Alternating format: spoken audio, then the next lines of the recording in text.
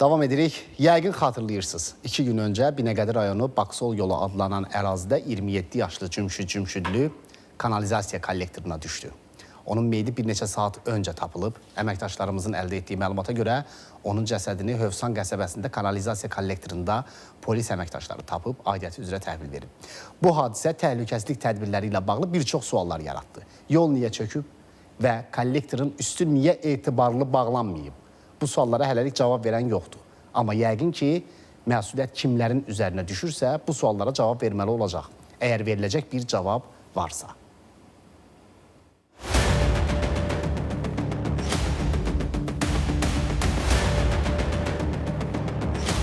Məlum hadisə dayandığım bu nöqtədə baş verib. 27 yaşlı Cümşüdovun ayağının altından asfalt örtüyü çöküb və o, buradakı kanalizasiya kollektoruna düşüb. Nəzərə alsaq ki, bu yol kifayət qədər gediş-gəlişlidir. Həm avtomobillər hərəkət eləyir, eyni zamanda səkilərdə piyadalar da gedib gəlirlər və insanları düşündürən bir məsələ var ki, Cümşüdün başına gələn hadisə hər an burada təkrarlana bilər. Bəs görəsən, bu hadisənin təkrarlanması, ümumiyyətlə, baş verməsinə səbəb nədir? Aidiyyəti qurumlar görünür ki, məsələyə kifayət qədər biganə yanaşıblar. Bəs görəsən, niyə? Bu, hamımıza açıq sualdır. Biz də bu sualın cavabını süjet boyu tapmağa çalışacağıq. Hadisənin necə baş verdiyi kadrlarda aydın şəkildə görünür. 27 yaşlı Cümşüd avtomobilindən düşüb ətrafa baxır və bir qədər irəli getdiyi yerdə qəfil yol çökür. Gənc kanalizasiya kollektoruna düşür. Ətrafda işləyənlər deyir ki, həmin yerdə bir neçə aydır təmir işləri aparılır. Təhlükəsizlik tədbirləri isə görülmür. Bu hadisənin hər an yolun digər hissələrində baş vermə ehtimalı da var. Biz indi burada gəzirik, tək biz yox, hər kəs gəzir burada. Yəni elə içimizdə düşüncə var ki, buradan asfalt çökəcək, biz özümüz də düşəcəyik yerə.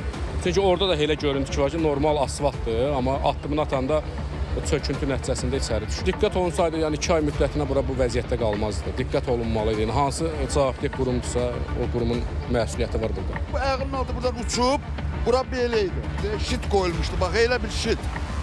Şiti qoymuşduq ora ki, görürsün uçmasın, adam düşməsin ora. Burası su yox, bunun altı boşdur. Ayağım bura qoyun ki, bu bura uçub düşüb də ora. 2 aydan artıqdır bura belə vəziyyətdədir, qardaş.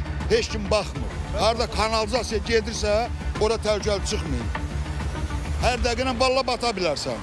Bu hadisə bir daha yollarda aparılan təmir işləri zamanı təhlükəsizlik məsələsini gündəmə gətirir. Ekspertlər deyir ki, beynəlxalq təcrübədə kanalizasiya quyularının qapaqları xüsusi işıqlarla təchiz olunur. Bundan başqa, təmir işləri görülən belə yerlərdə mütəmadi monitorinq aparılmalıdır.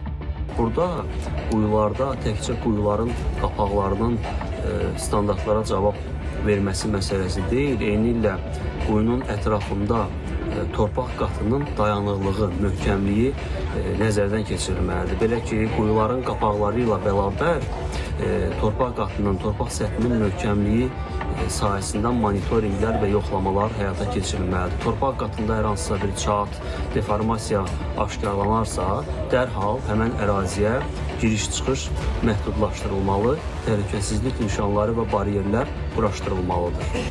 Avtomobil Yolları Dövlət Agentliyindən bildirdilər ki, bu məsələnin onlara aidiyyəti yoxdur. İri şəhərlərin Birləşmiş Su Təchizatı Xidmətindən isə hadisə ilə bağlı hər hansı əlavə məlumat verə bilməyəcəklərini dedilər. Əhməd Məmmədov, Rasim Məmmədov, ATV Xəbər.